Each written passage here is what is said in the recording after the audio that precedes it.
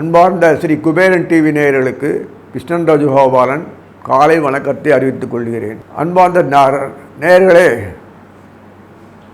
இந்த பங்குனி மாதம் ஒரு அருமையான மாதம்தான். ஒரு டேர்னிங் பாயிண்ட் எல்லாரும் கிடைக்கும்.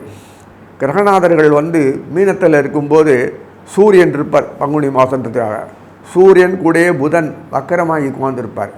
அப்புறம் சுக்கிரன் இருப்பார். இதெல்லாம் நமக்கு எதுக்குன்னா, பாம்பு ராகு கூட இருக்குது.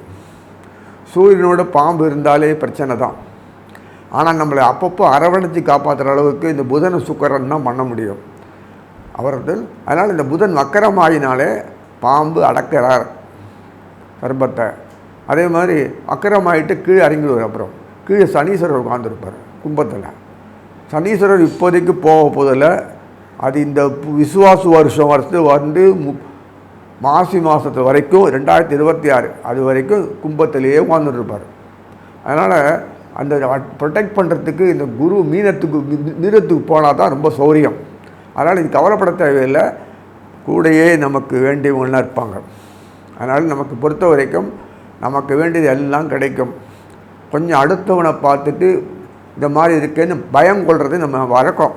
ஏன்னா அச்சம் பயம் வரும் நமக்கு எப்போதுமே. ஏன்னா எப்போதும் சமுதாயத்தில் எல்லாம் கலந்துருப்போம். இந்த நேரத்தில் நமக்கு சுதந்திரம் இருந்தாலும் இந்த நேரத்தில் கைப்பொருள் காணாமல் போகும், தொலையும், பாழாகும். இதெல்லாம் சர்வசாதாரணமாக நடக்கும். இந்த வருஷம் முடியும் போது இவ்வளோ கிரகங்கள் நமக்கு இருக்காங்களே, சுக்கிரன் இருக்கார், புதன் இருக்கார், சூரியன் இருக்கார், எல்லாம் ஒன்றா உட்காந்து கொடுக்க போகிறாங்கன்னு வச்சுக்காதீங்க. கொடுக்குறாங்க. நமக்கு அவ்வளோ சாமர்த்தியம் இல்லை. கொஞ்சம் சாமர்த்தியம் இருக்குது, நல்லது. ஏன்னா செவ்வாய் கடகத்துக்கு பேர்ந்த உடனே அட்டம பார்வையை கும்பத்தில் இருக்கிற சனீஸ்வரனை பார்ப்பார். அது ஒரு பெரிய அட்வான்டேஜ். இன்னொன்று பின்னாடி குரு புது வருஷத்தில் மாறினவுடனே நமக்கு ரொம்ப சௌரியம். மிதுனத்துலேருந்து அழகாக பார்ப்பார். சனீஸ்வரனை பார்க்குறார், ரொம்ப கவலை இல்லை. ஆனால் நம்ம பிரச்சனைகளுக்கு ஒரு பெரிய அருமை இருந்ததுன்னா ராகு புது வருஷத்தில் கீழே இறங்கிடுவார். அது வரைக்கும் நமக்கு சனியினோட ராகு பர்மனெண்ட்டாக இருப்பார். ஒரு வருஷம் 11 மாதம் வரைக்கும் இருப்பார் நமக்கு. அப்படின்னா என்ன அர்த்தம்? ராகுத்துவனோடு வாழறோம். சர்ப்பங்கள் வளைவு இருக்குது. நமக்கு எப்படி சாமர்த்தியம் வாழணுன்றது கற்றுக் கொடுத்துருவார்.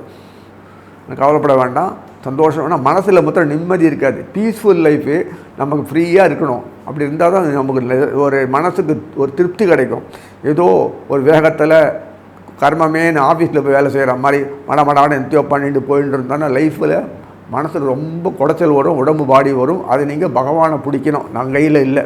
அதனால் எல்லா வசதியிலும் கொடுப்பான், எல்லாம் கொடுப்பான், உறவுகாரங்களும் எல்லாம் அனுபவிக்கலாம். ஆனால் என்ன பிரயோஜனம்? ஒட்டியும் ஒட்டான ஒரு வாழ்க்கையை கொடுத்துட்றானே அப்படின்னு போது கொஞ்சம் கஷ்டமாக இருக்கும். அதனால் நீங்கள் உறவுகாரங்களோட சந்தோஷமாக வாழறதுக்கு உண்டான முயற்சிகளை பண்ணுங்கள். நண்பர்களோட குற்றம் குறைய பார்க்காம இருங்க, அது போதும். ஏன்னா பெருசாக ஒன்றும் கிரகங்கள் மாற்றம் கிடையாது. செவ்வாய் கீழே வருவார், கடகத்துக்கு வருவார். நான் அழகாக பார்ப்பார். பின்னாடி இருக்கிற சூரியனில் பார்க்கக்கூடிய அமைகள் சனியிலும் பார்ப்பார். இந்த ராகு கீழே இறங்கிற உடனே புது வருஷத்தில் அவரையும் பார்ப்பார். ஸோ இத்தனை விஷயங்கள் இருக்குது. குரு மீனத்துக்கு போவார் புது வருஷம். அது வரைக்கும் அமைதியாக ரிஷபத்தில் இருக்கிற குருவும் மீனத்தில் இருக்கிற சுக்கராச்சாரியரும் ராசி பரிவர்த்தனை பண்ணுறாங்க. இதெல்லாம் நம்மளை ப்ரொடெக்ட் பண்ணுறாங்க. சர்ப்பங்கள் இருக்கும்போது இவ்வளோ ப்ரொடெக்ஷன் கொடுக்குறாங்கன்னா அந்த சர்ப்பங்கள் அவங்களெலாம் இல்லைன்னா என்ன ஆயிருக்குன்னு யோசிச்சு பாருங்கள். குரு சுக்கராச்சாரியார் புதன் 2 பேர் தான் சர்ப்பனுடைய கண்ட்ரோல் பண்ணக்கூடிய சக்தி அவளுக்கு இருக்குது, மற்றவங்களெல்லாம் கிடையாது. அதனால் வரும்போது நமக்கு தெம்பு, தைரியமாக நீங்கள் உலகத்தில் வாழ முடியும், நன்னா வாழ முடியும். ஒரு குறையும் இல்லை, பிரச்சனைகள் ஒன்றும் இல்லை. அடிக்கடி சனீஸ்வரர் வக்கரமாகிறது, குரு வக்கரமாகிறதும் பயப்பட வேண்டாம். புது வருஷத்தில் இந்த பங்குனி மாதத்தில் நமக்கு தெளிஞ்சிருப்பே, நமக்கு தெளிவாக கிளியராக புரியும். அதனால் ஒரு பிரச்சனையும் கிடையாது. எல்லா தெய்வங்களையும் ஆராட்டுங்க, ஒன்றும் விடாதீங்க. ஏன்னா நமக்கெல்லாம் அவங்களெல்லாம் கூட இருக்கிறதுனால நல்ல தைரியமாக வாழ முடியும், நிம்மதியாக வாழ முடியும். இவ்வளோ காசு இருந்தாலே வாழ முடியும். எனக்கு அந்த அளவுக்கு நமக்கு கொடுத்துருக்காரு. ஏன் நம்ம நாட்டில் பார்த்தா பணத்தை நூண்டு கொடுக்குறாரு, ஒன்றுமே கொடுக்க மாட்டேன்றாரு. நம்ம எப்படி வாழறதுன்னு கேட்பீங்க. மற்ற நாட்டில் பணத்தை கொடுத்துட்டு நாசமாக வச்சுருவார். நமக்கு அப்பப்போ குழந்தைகளுக்கு கொடுக்குற மாதிரி கொஞ்சம் கொஞ்சமாக கொடுத்தா தான் அவரோட ஒரு ரேப்போர்ட் இருக்கும் பகவான்கிட்ட. வேறு ஒன்றும் இல்லை. நீங்கள் பேங்க்கில் பணத்தை போட்டப்போ ட்ராப் பண்ணிக்கிறீங்கள, சேஃப்டி செக்யூரிட்டி தேவையானது மட்டும் எடுத்தால் போதும். அந்த நிம்மதியை பகவானே அப்பப்போ கொடுப்பார். ஏன்னு கேட்கறதுக்கு நமக்கு அதிகாரம் கிடையாது. நம்ம நாட்டை பற்றி இப்படி தான்.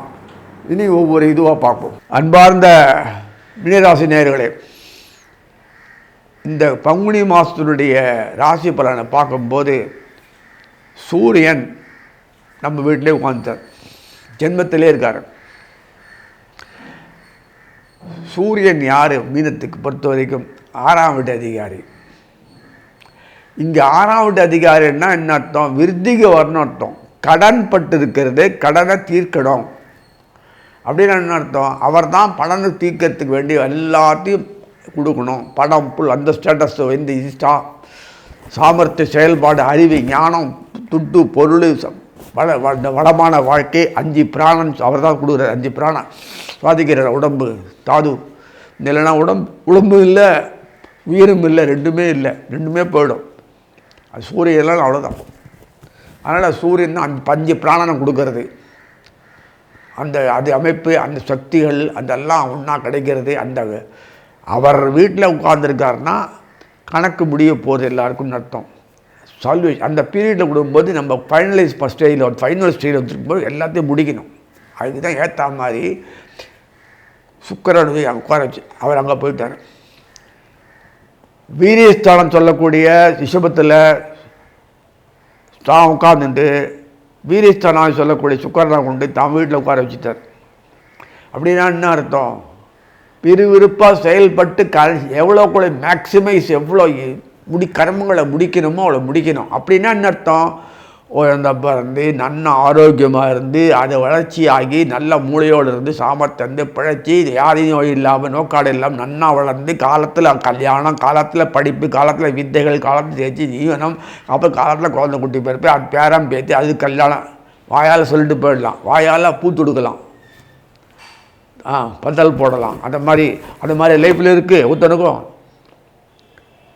கல்யாணம் பண்ணுறதுக்குள்ளே போதும்னாது, அது நல்ல எக்யூப் பண்ணி பெரிய லெவலில் வர்றது போதும்னாது, நல்ல புத்தியோடு இருக்கணும், ஆரோக்கியமாக இருக்கணும். அது ஒன்றா பார்த்து அதுக்கு அந்த சந்தர்ப்பங்களை உண்டாக்கி அதுக்கேற்ற அப்படி கொடுத்து இத்தனை பேர் ஒரு கை உறவு கொடுத்தா தான் அத்தனை ஒரு காரியம் ஆறுதுன்னா அந்த லைஃப் ஸ்பேனுக்குள்ளே நம்ம எவ்வளோ முடிக்க முடியும் வாழ்க்கையில்?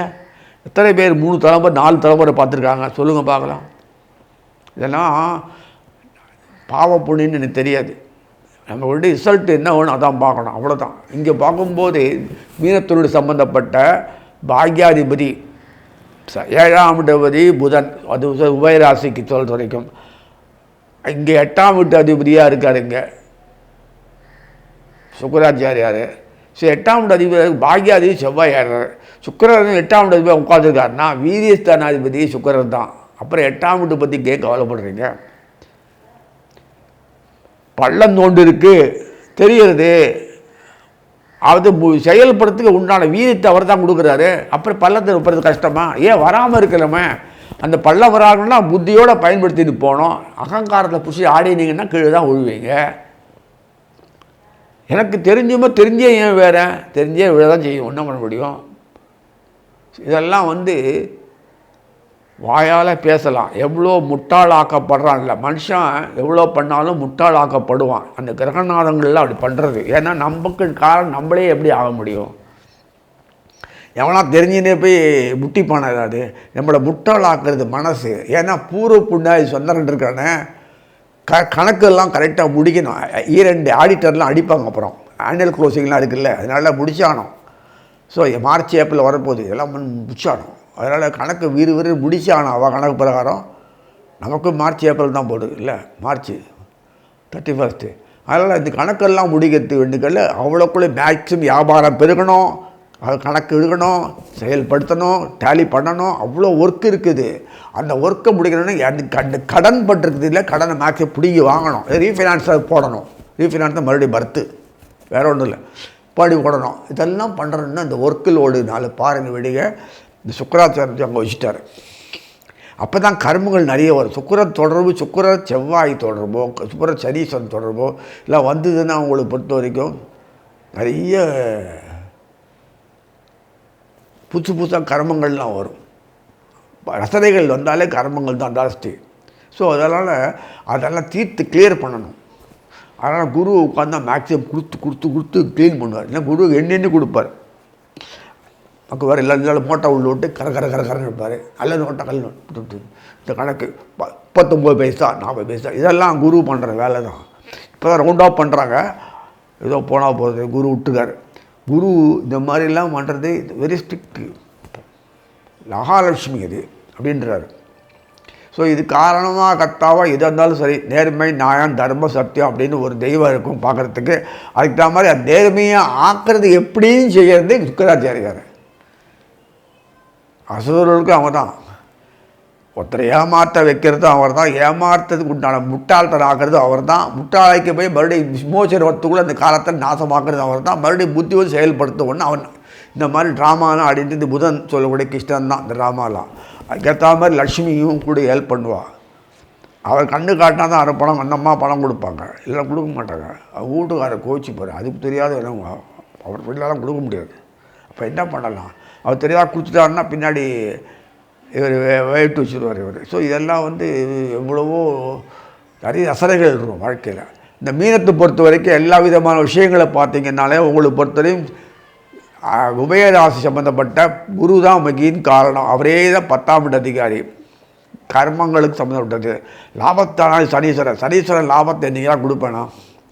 இங்கே லாபஸ்தானன்றது கர்மங்கள் மேக்சிமம் கடன் பட்டதை குறைக்கணும். வாழ்க்கையில் கடன் போட்டிருப்பாங்க இல்லையா, அதான பிறக்கிறோம்.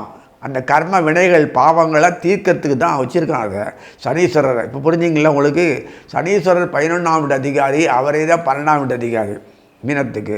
அது பிரகாரம் பார்க்கும்போது சனீஸ்வரன் 12ஆம் வீட்டில் உட்காந்தான்னா மோட்சம் கரையிறதுன்னு அர்த்தம். அப்போ என்ன பாவங்கள் கரையிறது, இவனுக்கு நிறைய புண்ணியம் இருக்குது, கரை அனுபவிச்சுக்கிறது. இந்த பாவம் இருக்குது, அடி கொடு நல்ல பத்தமாகுது. கரையேற்றுறது பேர். ஸோ இதெல்லாம் 12ஆம் வீட்டில் புதன் கூட இருக்கிறதுனால வக்கரமாகி புதன் கீழே வந்து கூட இருப்பார். புதன் அங்கே போயிட்டு வக்கரமாகி கீழே வந்துடுவார். அதனால உங்களுக்கு பெரிய அனுகூலம். செவ்வாய் பார்வை வைக்கிறதுனால ஈஸியாக முடிகிறது. செவ்வாய் வீரியஸ்தானாதிபதி, தனஸ்தானாதிபதி, பாக்யாதிபதி. ஸோ அந்த மீனத்திலேருந்து இது அயன சைடில் உட்கார வச்சு தான் சனியும் புதனும் உட்கார வச்சு தான் களத்தர்த்தம். இது சுகஸ்தானம் களத்தரத்தில் புதனை கொண்டு 12ஆம் வீட்டில் உட்கார வச்சு என்ன அர்த்தம், வக்கரமாகி கிளியர் பண்ணுற அர்த்தம், பாவ விமோச்சனம் பேர். அதனால் அதை மாதிரி இருக்கிற போது மீனத்தில் பொறுத்த வரைக்கும் எல்லா கடன் தொல்லை முதல்ல போயிடும். நன்றி கடன் தீர்த்து கட்டுவீங்க, இது ஒரு வழியாக நல்லபடியாக முடிப்பீங்க. அப்புறம் வந்து விமோசனம் வேணுமா இல்லையா, அடுத்த ஸ்டேஜ் போன வாழ்க்கையில் என்று அந்த அடுத்த ஸ்டேஜோட பையங்கள்லாம் படித்து குழந்தைகள்லாம் படித்து கலகலான்னு கல்யாணம் அது வெளிநாட்டு போயிட்டு வர்றது, சம்பாதிக்கிறது, இதெல்லாம் ஏர்னிங்லாம் இருக்குல்ல, அதெல்லாம் பண்ணுறதெல்லாம் சரியாக நிறவலாயிடும். காலத்தை என்றைக்குமே படிக்கவும் முடியாது, காலத்தில் என்றைக்குமே ஒரு அந்த வேலைக்கு வர முடியாது, காலத்தில் என்றைக்குள்ளே குழந்தை கல்யாணம் பண்ண முடியாது. அதுக்கேற்ற மாதிரி கல்யாணம்னா 21 வயசு 28 வயசு இன்னும் போட்டுனே போயிருக்காங்க. 30 வயசுக்கு வந்து கல்யாணம் ஆகுது. ஆகியாது என்ன கணக்குன்னு தெரில. அது அடுத்த 30 வயசு ஒருவர்களே அவனுக்கு வயசாகி கேள்வி ஒன்றும் பண்ணான். குழந்தைங்க பெற்று குழந்தை வனத்தை ஆளாக்கி சமுதாயத்தில் இதெல்லாம் அந்த பெரிய குறைகள். இதெல்லாம் நீங்கள் போய் பிரமாதமான அமைப்பில் இந்த மாதம் கொடுக்குறார். சந்தோஷமான உறவுகள், சந்தோஷமான வாழ்க்கை. ஏன் இழுக்கிற சந்தோஷம்னு அதை முடிக்கக்கூடிய அளவுக்கு கூட இல்லாதவர்கள் சந்தோஷம் பெருகும், அமைதி பெருகும், ஆனந்தம் பெருகும், ஆச்சரியமான அனுபவங்கள் லைஃப்பில் வரும். லைஃப்பில் ஆச்சரியமான அனுபவம் வந்தால் தான் பகவான் ஒருத்தன் இருக்கான்னு புரிஞ்சுப்பீங்க. நம்ம குடும்பத்தில் எதுக்கு தான் நான் சொன்னேன், அந்த மனநிலையை பாதிக்கப்பட்டு குழந்தைகள்லாம் சொன்னேன் இல்லைங்களா, ஆட்டிசன் அந்த ஆட்டிசன் குழந்தைகள்லாம் நல்லபடியாக மேலே பிறக்காமல் இருக்கணும், இல்லை பிறந்த உடனே தெளிவாக நல்லா ஆகிடணும். இது எப்படி இது உடனே ஆகிடுதுங்களா எங்கேயாவது? அது ஆகிடும், நல்லபடியாக ஆகிடும். அது ஆட்டோமேட்டிக்காக அது ஆட்டிசன் குழந்தையாகவும் செல்லாத அளவுக்கு அது நல்லபடியாக ஆகிடும். அதுதான் இந்த பெரிய ஒரு விசேஷம். கும்பத்துக்கும் சரி, இந்த மீனத்துக்கும் சரி, மகரத்துக்கும் சரி, இது இந்த மாதிரி வரிசையாக அமைப்பு கொடுத்துருக்கு. உபயராசியில் இந்த மீனமும் தனுசும் உபயராசி, அதே மாதிரி கன்னியும் மிதுனமும் உபயராசியாக இருக்கலாம். ஆனால் சனீஸ்வரன் 2 வீடு ஏன் உபயராசி கொடுக்கல? எல்லாம் இருக்குல்ல. அதான் சொன்னேன், வேலைக்காரன் தான். ஒரு நாளைக்காக மேலே வர்றதுன்றது அவ்வளோ சுலபம் இல்லை. அவர் நினச்சா தான் முடியும். ஏன்னா சனீஸ்வரன் மாதிரி வேலை செய்கிற எல்லாத்துக்கு யாருமே இல்லை. அவ்வளோ ஹானஸ்ட்டு. ஒரு நாளைக்கு நான் பணக்காரனை ஆசைப்படலை, உனக்கு சர்வீஸாக பண்ணுறதா நான் இருக்கேன். I never father about any thing. நீ உனக்கு சர்வீஸ் பண்ணி திருவடியில் படிகள் சர்வீஸ் பண்ணுறத நான் விரும்புகிறேன். எங்களுக்கு அப்படி தான் வேணும். எனக்கு நான் முதலாளிகிட்ட உங்கள்கிட்ட இருந்து தான் கீழே இருந்து வேலை செய்ய ஆசைப்போ, ஒரு நாளைக்கு நான் மேலே உன்னை மேலே வரணும்னு ஆசை இல்லைன்னு ஒரு பெரிய பணிவு. ஆனால் திருப்பதி சுவாமி சனீஸ்வரன் ரொம்ப பிடிக்கும். அன்றைக்கி முக்கியமான நாள் இல்லை பார்த்தீங்கன்னா தெரியுது, ஏன்னா ஏழுமலையானுக்கு. ஸோ அந்த சம்மந்தப்பட்ட விஷயங்களில் சர்ப்பங்களால் இன்றைக்கி அனுகூலம் அது கிடைக்கிறதுக்காக தான் இந்த வருஷத்துலேருந்து ஆரம்பிச்சிட்டாரு. இந்த வருஷத்துலேருந்து புதுசாக ஒரு விசுவாச வருஷம், அது பிறகு ஒரு பிரபாவ வருஷம் எல்லாத்தையும் பார்த்தீங்கன்னாலே உங்களுக்கு பொறுத்த வரிசையாக சர்ப்பங்களுடைய இது தான் நிறைய வரப்போகிறது, பிரமாணமாக வரப்போகிறது. அது மூலம் உங்கள் லைஃப்பில் தூக்கிடுகிறாரு. ஸோ மகர கும்பத்துக்கு முன்னாடியே சொல்லியிருக்கேன், வாழ்க்கையில் வந்து தான் ஆகணும். உங்களுக்கு ஒரு டேர்னிங் பாயிண்ட்டு. உழைப்பாளியே இருக்கக்கூடாது. நானும் தான் ஜீவன், எனக்கு உழைப்புன்னு ஒன்று சட்டையை போட்டதுனால நான் உழைப்பாளியாக இருக்கேன். நாளைக்கு முதலாளியோட உடம்புல போய் உட்காந்தேன்னா நான் முதலாளி ஆக மாட்டேன்னா, இது கேட்குற கேள்விக்கெல்லாம் பதில் சொல்ல முடியாது. அதனால் நீங்கள் ஒரு டேர்னிங் பாயிண்ட் கொடுக்குற ஆப்பர்ச்சுனிட்டி நல்லா பயன்படுத்தி மோட்சத்தில் பொறுத்த வரைக்கும் சொல்யூஷன் வந்தே ஆகணும். ஏன்னா கர்மங்கள் முடிச்சு ஆகணும். அக்கௌண்டிங்கு மார்ச் இல்லை, பிப்ரவரி மார்ச் அதெல்லாம் முடிச்சாகணும். அதனால் இந்த கணக்குக்குள்ளே முடிச்சானதுக்கு தான் அந்த வைக்கிறார். அந்த மாதிரி பிரமாதமாக வரும்போது பாக்கியஸ்தானம் சம்மந்தப்பட்டவர்கள் ஆட்டோமேட்டிக் செவ்வாய் செயல்படுறார். அவர் 9, 10 தொடர்புடைய குருவும் தொடர்பு கொள்ளுடைய அமைப்பில் வரப்போகிறது இனிமேல். அதனால் அட்டகாசமாக ஒரு பெரிய அமைப்பில் கொடுத்துருக்கார். இந்த காரண காரியங்களுக்காக வேண்டி நமக்கு வாழ்க்கையில் தன்னிறைவு அடையணும்னா இந்த மாதத்தில் உங்களுக்கு எல்லாம் கிடைக்கும். ஒரு கடுகடுப்போட அப்படின்னு சொல்ல முடியாது. வாழ்க்கையில் நல்ல விருத்திகள் வரணுமா இல்லையா, அது ஒவ்வொரு மாதம் பார்த்துட்டே இருக்கிறது பிரயோஜனம் இல்லையா. இந்த மாதத்தில் கண்கூடாக நீங்கள் அனுபவிப்பீங்க, கொள்வீங்க, செய்வீங்க. ஸ்ரீ குபேரன் டிவியை பார்த்தமைக்கு நன்றிகள். மேலும் இது போன்ற தகவல்களை தெரிந்து கொள்ள ஸ்ரீ குபேரன் டிவியை சப்ஸ்கிரைப் செய்யுங்கள். மறக்காமல் பெல் ஐக்கானை கிளிக் செய்யுங்கள்.